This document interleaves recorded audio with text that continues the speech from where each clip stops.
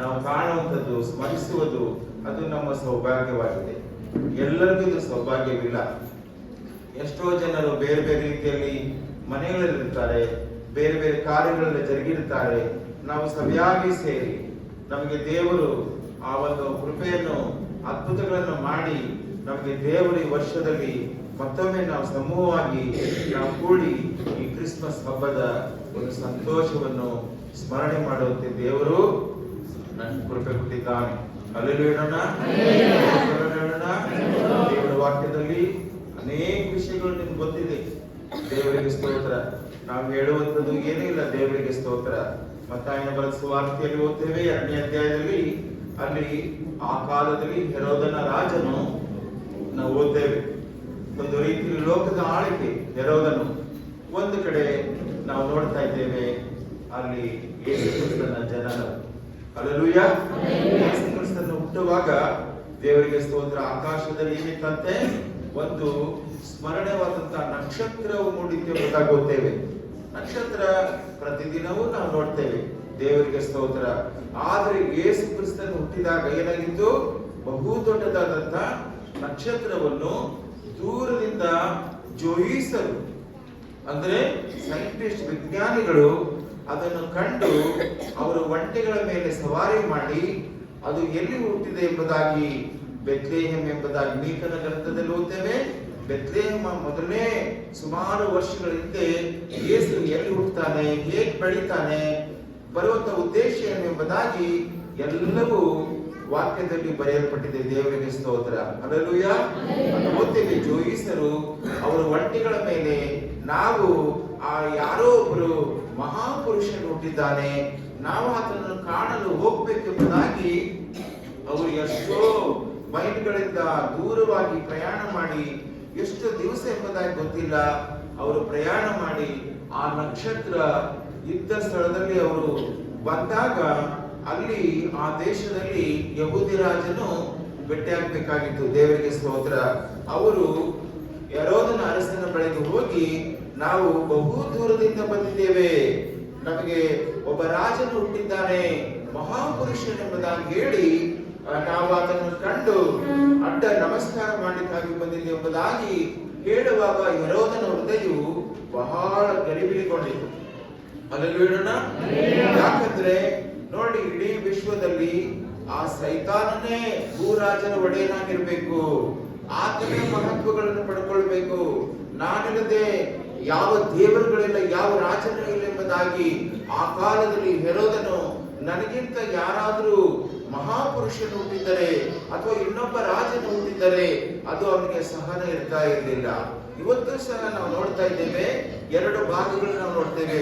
ಒಂದು ಹೆರೋದನ ಆಳಿಕೆ, ಇನ್ನೊಂದು ಪವಿತ್ರಾತ್ಮನ ಆಳಿಕೆ. ಹಲ್ಲೆಲೂಯಾ. ಅದು 2000 ವರ್ಷಗಳ ಹಿಂದೆ ಪವಿತ್ರಾತ್ಮನ ಆಳಿಕೆ ಆರಂಭವಾಯಿತು. ದೇವರಿಗೆ ಸ್ತೋತ್ರ. ಹೀಗೆ ಅಲ್ಲಿ ನಾವು ವಾಕ್ಯದಲ್ಲಿ ಓದ್ತಾ ಇದ್ದೇವೆ, ಪವಿತ್ರಾತ್ಮನ ಆಳಿಕೆ ಅಂದ್ರೆ ಏನು? ದೇವರಿಗೆ ಸ್ತೋತ್ರ. ಅಲ್ಲಿ ನಾವು ನೋಡ್ತೇವೆ, ಕನ್ಯಾದ ಮರಿಯಳಿಗೆ ಅಲ್ಲಿ ವಿಸ್ಮಯವಾದಂತಹ ಪವಿತ್ರಾತ್ಮನ ಒಂದು ಆಕೆಗೆ ವಾಣಿ ಉಂಟಾಗಿ ಗಬ್ರಿಯೇಲ್ ದೂತನು, ಮರಿಯಳೇ ನೀನು ಹೆದರಬೇಡ, ನಿನ್ನ ಮೇಲೆ ಪವಿತ್ರಾತ್ಮ ಬರುವುದು, ನೀನು ಗರ್ಭ ಧರಿಸಿ ಏನ್ ಮಾಡ್ವಿ, ಮಗುವನ್ನು ಹೇರುವೆ ಎಂಬುದಾಗಿ ಅಲ್ಲಿ ಒಂದು ವಾಕ್ಯ ಉಂಟಾಯಿತು ಎಂಬುದಾಗಿ ಮರಿಯಳು ಗಾಬರಿಗೊಂಡು ಇದೆಂತ ಆಶ್ಚರ್ಯ ಎಂಬುದಾಗಿ ನೋಡ್ರಿ. ಇದನ್ನೆಲ್ಲವನ್ನು ನೋಡುವಾಗ ಪವಿತ್ರಾತ್ಮನ ಆಳಿಕೆ. ಹಲ್ಲೆಲೂಯಾ. ಮೂಲವಾಗಿ ಹುಟ್ಟುವಂಥದ್ದು ಮತ್ತಾಯ 1:21 ಓದ್ತಾ ಇದ್ದೇವೆ, ಆ ಮಗು ಹುಟ್ಟುತ್ತದೆ, ಆತನು ಮಹಾಪುರುಷನು, ನೀನು ಆತನಿಗೆ ಏನ್ ಇಡಬೇಕು? ಯೇಸು ಎಂಬುದಾಗಿ ಹೆಸರಿಡಬೇಕು. ಫಸ್ಟ್ ಥಿಂಗ್ ನೋಡ್ರಿ, ಇಡೀ ವಿಶ್ವದಲ್ಲಿ 5 ಸಂಗತಿಗಳು ನಾವು ಮುಖ್ಯವಾಗಿ ನಾವು ಧ್ಯಾನ ಮಾಡ್ತೇವೆ, ಅದು ಎಲ್ಲೂ ಸಿಕ್ಕುವುದಿಲ್ಲ. ನಂಬರ್ 1 ಏನಂತಂದ್ರೆ ಆತನ ಹೆಸರು ಯೇಸು ಕ್ರಿಸ್ತನಾಗಿದ್ದಾನೆ. ಅಂದ್ರೆ ಜನರ ಪಾಪಗಳಿಂದ ಬಿಡಿಸುವಂತವನು. Price the lord. ಇಡೀ ಲೋಕದಲ್ಲಿ ಮನುಷ್ಯನು ಪಾಪಗಳನ್ನು ಮಾಡಿದ್ದಾನೆ. ಈ ಪಾಪ ಪರಿಹಾರಕ್ಕಾಗಿ ಲಕ್ಷ ಕೋಟಿ ಮಿಲಿಯನ್ಸ್ ಜನ ಹುಟ್ಟುತ್ತಾರೆ, ಆದ್ರೆ ಯಾರೊಬ್ಬರು ಪಾಪದಿಂದ ಬಿಡಿಸುವಂತ ಯಾರು ಇಲ್ಲ. ಯಾಕಂದ್ರೆ ಎಲ್ಲರೂ ಪಾಪ ಮಾಡಿದವರು, ಪಾಪದಿಂದ ತುಂಬಿರುವಂತವರು. ಯೇಸು ಕ್ರಿಸ್ತನು ನಮ್ಮೆಲ್ಲರ ಪಾಪಗಳನ್ನು ಬಿಡಿಸುವುದಕ್ಕಾಗಿ. ಹಲ್ಲೆಲೂಯಾ. ನಮ್ಮ ಜೀವಿತದಲ್ಲಿ ನಮ್ಮ ಧರ್ಮ ಬೇರೆ ಬೇರೆ ರೀತಿಯಲ್ಲಿ ನೋಡ್ತೇವೆ. ನಾವು ಎಲ್ಲರೂ ಪಾಪಗಳನ್ನು ಮಾಡಿದ್ದೇವೆ. ಈ ಪಾಪಗಳ ಪರಿಹಾರಕ್ಕಾಗಿ ಎಷ್ಟೋ ದಾರಿಗಳನ್ನು ಹುಡುಕ್ತೇವೆ.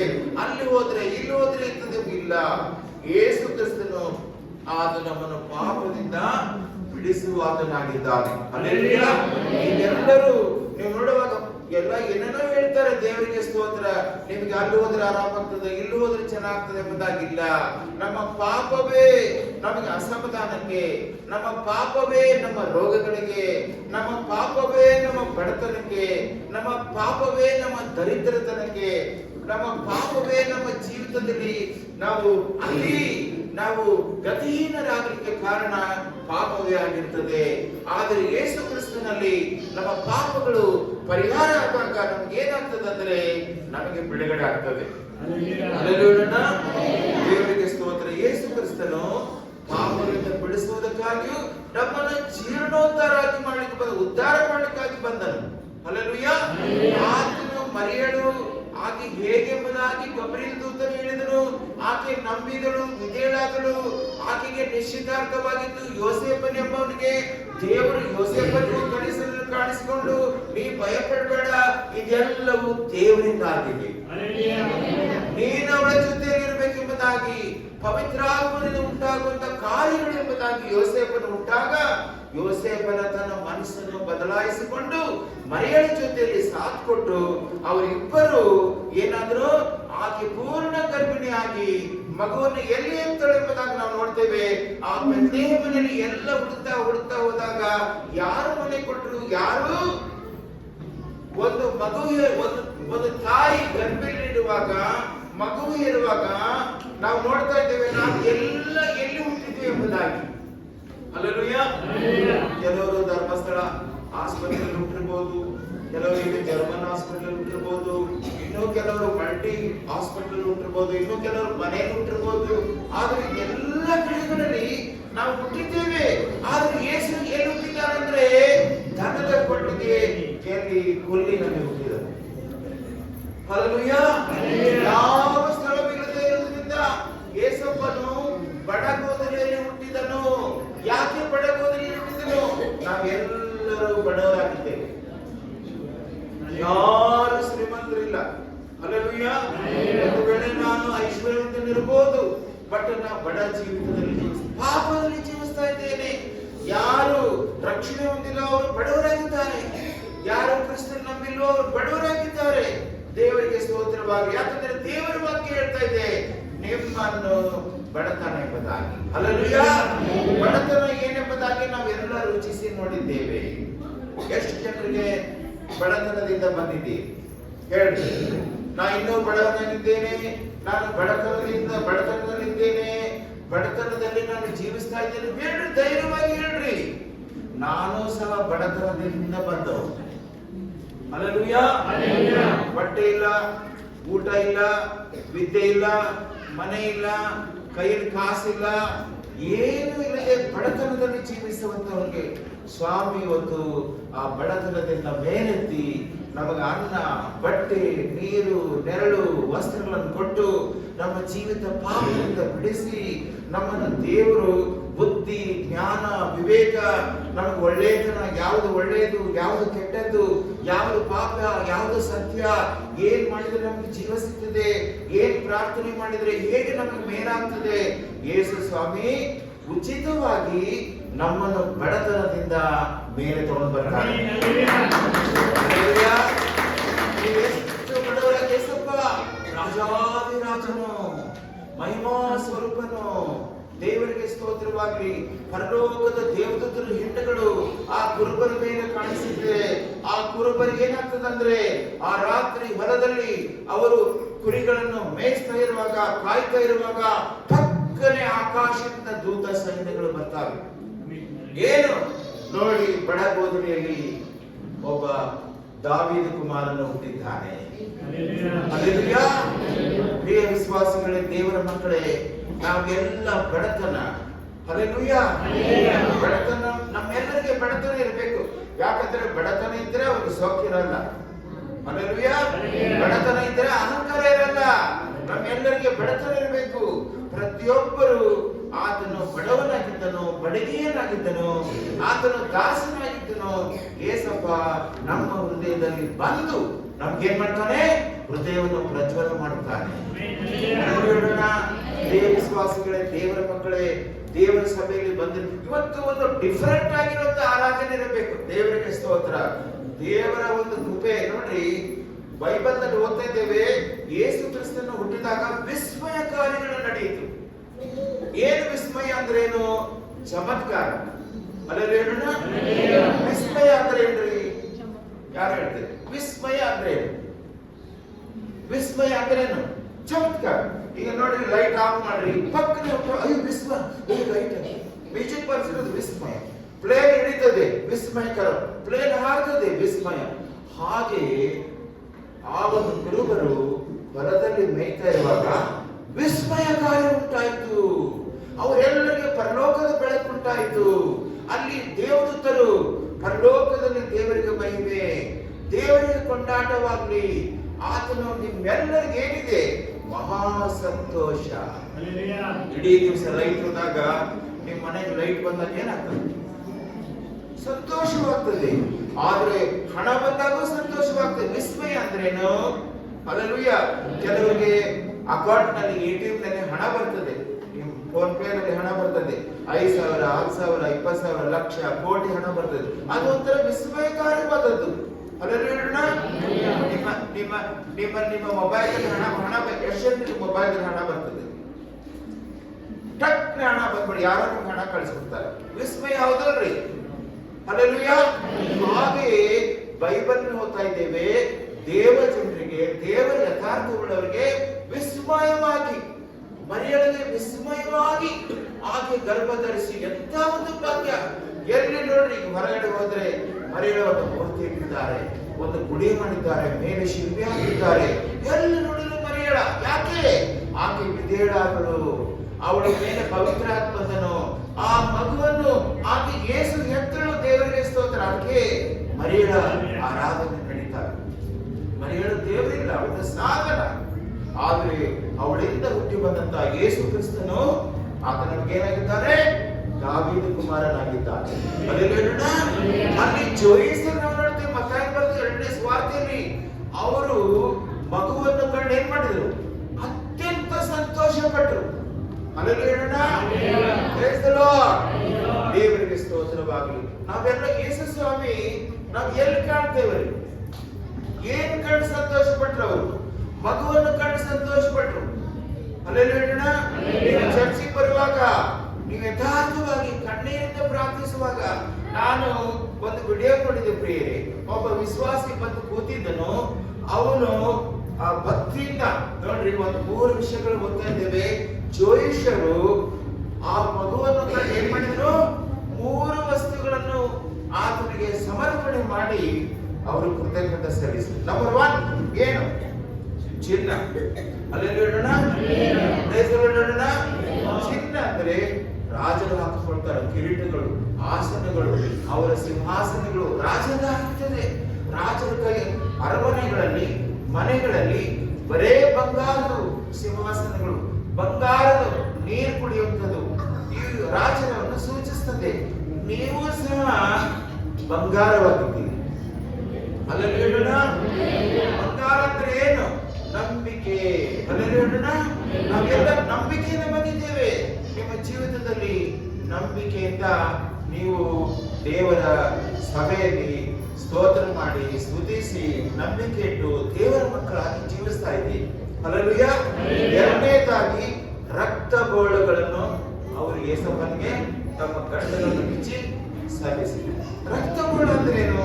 ಅದು ಒಂಥರ ಕಣಜ, ಬಾಯಲ್ಲಿಟ್ಟು ನೀವು ಕಚ್ಚಿದ್ರೆ ಅದು ಒಂಥರ ಹಾಗಲಕಾಯಿ ಬರುತ್ತೆ. ಹಲ್ಲೆಲೂಯಾ. ಈ ರಕ್ತ ಬೋಳ ಅಂದ್ರೆ ನಮಗೆ ಕಷ್ಟ ಅನ್ನಬಹುದು. ಹಲ್ಲೆಲೂಯಾ. ನಾವು ಯೇಸಪ್ಪನ ನಂಬಿದ ಮೇಲೆ, ನಂಬಿಕೆಯ ಮೇಲೆ ನಮಗೆ ಕಷ್ಟ ಬರ್ತದೆ. ಹಲ್ಲೆಲೂಯಾ. ಯೇಸಪ್ಪನು ರಾಜಾದಿರಾಜನಾಗಿದ್ದನು, ಆತನಿಗೆ ಕಷ್ಟ ಬಂತು. ಯೇಸಪ್ಪನಿಗೆ ಆತನಿಗೆ ಶಿಲುಬೆ ಮೇಲೆ ಆತನು ಜಡದರು, ಆತನಿಗೆ ನಿಂದನೆ ಮಾಡಿದ್ರು, ಆತನಿಗೆ ಬೈದರು. ನಾವು ಎಲ್ಲಿ ನೋಡಿದ್ರು ನಮ್ಮ ಕಷ್ಟನ ನಾವು ಅನುಭವಿಸ್ತಾ ಇದ್ದೇವೆ. ಅಲ್ಲಿ ಜೋಯಿಸರು ಆ ಯೇಸುವಿನ ಮಗುಗೆ ಬಂಗಾರ, ರಕ್ತಗೋಳ ಮತ್ತು ಮೂರನೇದಾಗೇನು ಧೂಪಗಳನ್ನು ಸಮರ್ಪಣೆ ಮಾಡಿದರು. ಧೂಪ ಅಂದ್ರೆ ಏನು? ಭಕ್ತಿ. ನೋಡ್ರಿ, ಮೂರು ವಿಷಯಗಳು ನಿಮ್ಮಲ್ಲಿ ಇದ್ದೇ ಇರ್ತವೆ. ಪ್ರತಿಯೊಂದು ಏನು? ಭಕ್ತಿ. ಹಲ್ಲೆಲೂಯಾ. ನಾವು ಕಣ್ಮುಚ್ಚಿ ಹಾಡಾಡಿ ಭಕ್ತಿಯಿಂದ ಪ್ರಾರ್ಥನೆ ಮಾಡ್ತೇವೆ, ಆರಾಧನೆ ಮಾಡ್ತೇವೆ. ಇದು ಬಹಳ ಶ್ರೇಷ್ಠವಾದದ್ದು. ಈ ಮೂರು ನಮ್ಮ ಜೊತೆಲೇ ಇರ್ತವೆ. ಒಂದೇನು? ನಮ್ಮ ನಂಬಿಕೆಯನ್ನು ಯಾರು ಹಾಳು ಮಾಡಲ್ಲ. ಹಲ್ಲೆಲೂಯಾ. ಕಷ್ಟಗಳು ನಮ್ಗೆ ಇರ್ತದೆ, ಭಕ್ತಿ ನಮ್ಗೆ ಇರ್ತದೆ. ಅವು ಮೂರುಗಳನ್ನು, ಅವರ ಅಮೂಲ್ಯ ವಸ್ತುಗಳನ್ನು ಯೇಸುವಿನ ಪಾದದಲ್ಲಿ ಹಂಚಿ ಏನ್ ಮಾಡಿದ್ರು? ಸಾಷ್ಟಾಂಗ ನಮಸ್ಕಾರ ಮಾಡಿದ್ರು. ಇನ್ನೊಂದು ಬಹಳ ಪ್ರಾಮುಖ್ಯವಾದದ್ದು, ಅವರು ಜೋಯಿಸರು ಅಲ್ಲಿ ಬಂದಾಗ ರಾತ್ರಿ ಆಯ್ತು. ಅವರು ಎಲ್ಲಿ ಹೋಗ್ಬೇಕು ನಾವು ವಾಪಸ್ ಎಂಬುದಾಗಿ ಹೇಳುವಾಗ ರಾತ್ರಿ ಏನ್ ಮಾಡಿದ್ರು? ಮೂರು ಜೋಯಿಸರು ಏನ್ ಮಾಡಿದ್ರು? ಅಲ್ಲೇ ಮಲ್ಕೊಂಡ್ರು. ಯೇಸುವಿನ ಗೋದಲಿ ಹತ್ರ ಮಲ್ಕೊಂಡ್ರು. ಅಲ್ಲೇ ಹೇಳೋಣ, ಯೇಸುವಿನ ಗೋದಲಿಯಲ್ಲಿ ಅವರು ನೋಡ್ತಾ ಅತ್ಯಂತ ಸಂತೋಷಪಟ್ಟು ನಾವು ಎಷ್ಟು ಭಾಗ್ಯವಂತರಾಗಿದ್ದು ಅಂತ ಹೇಳಿ ಮಲ್ಕೊಂಡಾಗ ಏನಾಯ್ತು? ಜೋಯಿಸರು ಮಲ್ಕೊಂಡಾಗ ಏನಾಯ್ತ್ರಿ? ಆ ಮಗುವಿನ ಪಕ್ಕದಲ್ಲಿ ರಾತ್ರಿ ಅವರ ಕನಸಿನಲ್ಲಿ ದೇವದೂತನು ಬಂದು, ನೀವು ಹೆಂಗೆ ದಾರಿಯಿಂದ ಬಂದಿದ್ದೀರೋ ಆ ದಾರಿಯಿಂದ ಹೋಗಕೂಡದು. ಆ ಹೆರೋದನು ಏನ್ ಹೇಳಿದನು? ಒಂದು ವೇಳೆ ಆ ರಾಜ ಮಗುವನ್ನು ಕಂಡ್ರೆ ನನಗೆ ಬಂದು ತಿಳಿಸಿ, ನಾನು ಏನ್ ಮಾಡ್ತೇನೆ? ಆ ಮಗು ಅಡ್ಡು ಬಿಡ್ತೇನೆ. ಈ ರಾಜ ಮಗು ಅಡ್ಡು ಬಿಡಲ್ಲ.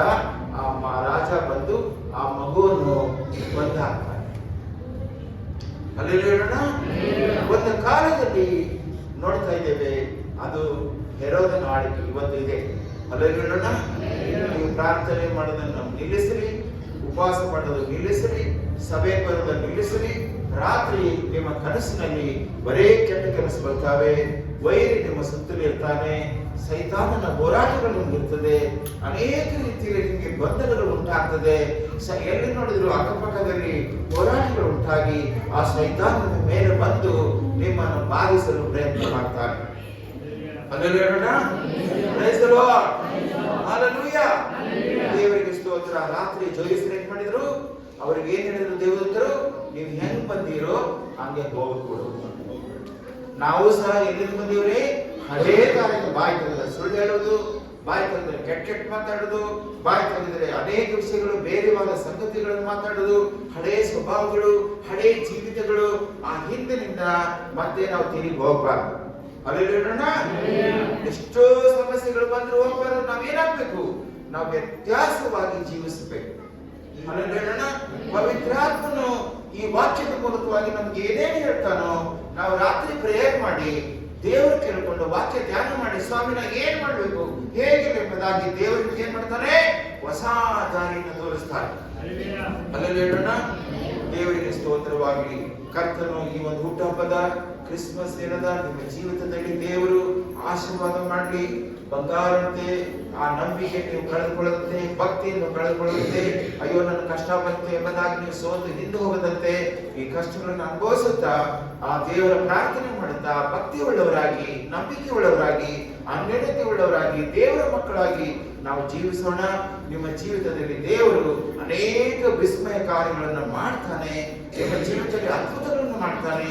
ನಿಮ್ಮ ಬಡತನಗಳನ್ನು ತೆಗೆದಾಕ್ತಾನೆ. ನಿಮ್ಮೆಲ್ಲ ಕಷ್ಟಗಳಿಂದ ಪರಿಹಾರ ಮಾಡಿ ನೀವಿದ್ದ ಸ್ಥಿತಿಯಲ್ಲಿ ನೀವು ಇರುವುದಿಲ್ಲ, ಆರೋಗ್ಯವನ್ನು ಕೊಡ್ತಾನೆ, ಸಮಾಧಾನ ಕೊಡ್ತಾನೆ. ಅಲ್ಲಿ ವಾಕ್ಯದಲ್ಲಿ ಓದ್ತಾ ಇದ್ದೇವೆ, ನಿಮಗೆ ಅತ್ಯಂತ ಸಂತೋಷವನ್ನು ಕೊಡ್ತಾನೆ. ಹಲ್ಲೆಲೂಯಾ. ಯೇಸು ಕ್ರಿಸ್ತನ ಇಡೀ ವಿಶ್ವದಲ್ಲಿ, ಇಡೀ ಜಗತ್ತಿನಲ್ಲಿ ಇವತ್ತು ಕ್ರಿಸ್ಮಸ್ ಹಬ್ಬವನ್ನು ಬಹು ಸಂತೋಷದಿಂದ ದೇವರ ಮಕ್ಕಳು ಆರಾಧನೆ ಮಾಡ್ತಾರೆ. ಹಲ್ಲೆಲೂಯಾ. ಲಕ್ಷಾಂತರ ಒಂದು ಮ್ಯೂಸಿಕ್ ಅನ್ನು ಬಾರಿಸಿ ಹೆಣ್ಮಕ್ಳು ಹಾಡಾಡ್ತಾರೆ, ಗಂಡ್ಮಕ್ಳು ಹಾಡ್ತಾರೆ. ಅದು ಪರಲೋಕ ಮುಟ್ಟುವರೆಗೂ ಹಾಡಾಡ್ತಾರೆ. ಹಲ್ಲೆಲೂಯಾ. ಈ ಒಂದು ಶುಭ ದಿನದಲ್ಲಿ ದೇವರಿಗೆ ಸ್ತೋತ್ರ. ಇವತ್ತು ಭಾನುವಾರನ, ಇವತ್ತು ಭಾನುವಾರ ಅಂತ ನೀವು ಆರಾಧನೆ ಮಾಡ್ತಾ ಇದ್ದೀರಿ. ಹಲ್ಲೆಲೂಯಾ. ಇವತ್ತು ಭಾನುವಾರ ಅಲ್ಲ, ಇವತ್ತು ಕ್ರಿಸ್ಮಸ್ ದಿನವಾಗಿದೆ. ಕ್ರಿಸ್ಮಸ್ ಹಾಡುಗಳನ್ನು ಹಾಡಿ ದೇವರ ಸ್ತೋತ್ರ ಮಾಡಿ ಧ್ಯಾನ ಮಾಡಿ ಸಂತೋಷವಾಗಿ ಜೀವಿಸೋಣ. ಹಲ್ಲೆಲೂಯಾ. ಕರ್ತನು ನಿಮ್ಮನ್ನು ಏನ್ ಮಾಡ್ಲಿ? ಉನ್ನತ ಸ್ಥಿತಿಗೆ ತಗೊಂಡ್ಬರ್ಲಿ. ಹಲ್ಲೆಲೂಯಾ. ಆತನು ಬಡಕೋದಲ್ಲಿ ಹುಟ್ಟಿದನು, ನಿಮ್ಮನ್ನು ಉದ್ಧಾರ ಮಾಡಿದ್ದಾನೆ. ಏಮೇ ನಿಮ್ಮನ್ನು ಮೇಲೆತ್ತಕ್ಕಾಗಿ ನಿಮ್ಮ ನಿಮ್ಗೆ ಏನೆಲ್ಲ ಅವಶ್ಯಗಳಿದೆಯೋ ದೇವರು ಪೂರೈಸಿ, ಒಳ್ಳೆ ವಿದ್ಯಾಭ್ಯಾಸಗಳು, ಒಳ್ಳೆ ಉದ್ಯೋಗಗಳು, ನೀವು ಇರೋ ಕ್ಷೇತ್ರಗಳನ್ನು ದೇವರು ಸಹಾಯ ಮಾಡಿ, ನಿಮಗೆ ಪರಲೋಕದ ಜ್ಞಾನವನ್ನು ಕೊಟ್ಟು ನೀವು ದೇವರಲ್ಲಿ ಜೀವಿಸುತ್ತಾ ದೇವರ ನಾಮವನ್ನು ಘನಪಡಿಸೋಣ. ಅಲ್ಲೋಣ. ಯೋಸೇಫನಿಗೆ ದೇವರ ಆತ್ಮದಿಂದ ನಡೆಸಲ್ಪಟ್ಟರು, ಮರಿಯರ ಆತ್ಮದಿಂದ ನಡೆಸಲ್ಪಟ್ಟರು, ಅಲ್ಲಿ ಕುರುಬರ ಆತ್ಮದಿಂದ ನಡೆಸಲ್ಪಟ್ಟರು, ದೇವದೂತನ ಆತ್ಮದಿಂದ ನಡೆಸಲ್ಪಟ್ಟನು, ಪವಿತ್ರ ಆತ್ಮನ ಅವರನ್ನು ಕಾಪಾಡ್ತಾ ಇದ್ರು ಎಂಬುದಾಗಿ ವಾಕ್ಯದಲ್ಲಿ ಓದ್ತಾ ಇದ್ದೇವೆ. ಅಲ್ಲೇನೋಣ. ದೇವರಿಗೆ ಸ್ತೋತ್ರ. ಈ ಕಡೆ ಹೆರೋದನಿದ್ದಾನೆ, ಈ ಕಡೆ ಏನಿದ್ದಾರೆ? ದೇವರ ಆತ್ಮನ ಆಳ್ವಿಕೆ ಇದೆ. ಹೆರೋದನಿದ್ದಾನೆ. ಹೆರೋದಂದ್ರೆ ಏನು? ಈ ಲೋಕ. ಅಲ್ಲೇನೋಣ. ಪವಿತ್ರ ಆತ್ಮನ ಇವತ್ತು ನೀವು ಬೆಳಗಿನ ಆರಾಧನೆಗೆ ಬಂದಿದ್ದೀರಿ, ನಿಮ್ಮ ಕೈಯಲ್ಲಿ ವಾಕ್ಯಗಳು ಉಂಟು, ದೇವರ ಕಡೆಗೆ ಪ್ರಾರ್ಥನೆ ಮಾಡಿಕೊಂಡು ದೇವರ ಚಿತ್ತದಲ್ಲಿ ನಡೆಯುತ್ತಾ ದೇವರ ಮಕ್ಕಳಾಗಿ ದೇವರಲ್ಲಿ ಜೀವಿಸೋಣ. ಖಂಡಿತವಾಗಿ ದೇವರು ನಿಮ್ಮ ಕುಟುಂಬಗಳನ್ನು, ಮನೆಗಳನ್ನು ದೇವರೇನು ಮಾಡ್ತಾನೆ? ಸಮೃದ್ಧಿಗೊಳಿಸಿ ದೇವರ ಆಶೀರ್ವಾದ ಮಾಡ್ತಾರೆ. ಅಲ್ಲೇನೋಣ. ಅನೇಕ ಸಂಗತಿಗಳು, ಹೊಸ ಹೊಸ ಸಂಗತಿಗಳು ಕ್ರಿಸ್ಮಸ್ ದಿನದಲ್ಲಿ. ಒಂದೇದೇನು? ಪಾಪದಿಂದ ಬಿಡಿಸುವಾತನು. ಎರಡನೇದಾಗಿ ಏನಾಗಿರ್ತದೆ? ಆ ಪವಿತ್ರ ಆತ್ಮನ ಸ್ವರಗಳು ನಾವು ನೋಡ್ತಾ ಇದ್ದೇವೆ, ದೇವದೂತರ ಒಂದು ಸಮೂಹಗಳನ್ನು ನೋಡ್ತಾ ಇದ್ದೇವೆ, ಅನೇಕ ರೀತಿಯಲ್ಲಿ ಆಕಾಶದಲ್ಲಿ ಮಿನುಗುವ ನಕ್ಷತ್ರಗಳನ್ನು ನಾವು ನೋಡ್ತೇವೆ.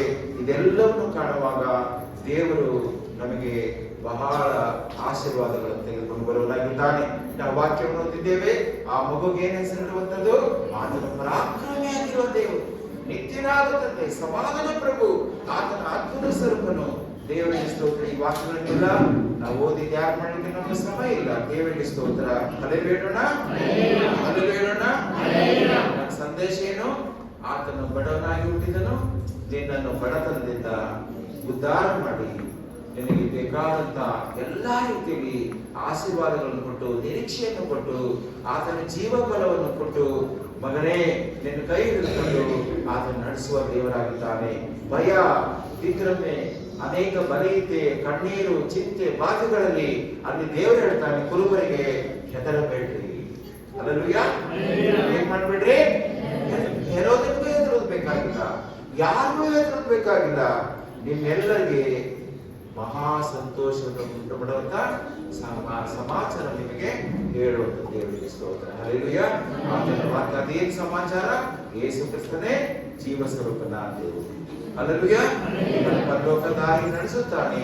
ನಿಮ್ಮ ಕುಟುಂಬಗಳನ್ನು, ಮಕ್ಕಳನ್ನು ದೇವರು ಹೇರಳವಾಗಿ ಆಶೀರ್ವಾದ ಮಾಡಿ ದೇವರಿಗೆ ಸಹಾಯ ಮಾಡಿ. ಹಲ್ಲೆಲೂಯಾ. ನಿಮ್ಮನ್ನು ಆಶೀರ್ವಾದ ಮಾಡಿ ನಾವೆಲ್ಲರೂ ಸೇರಿ ಪ್ರಾರ್ಥನೆ ಮಾಡಿಕೊಳ್ಳೋಣ.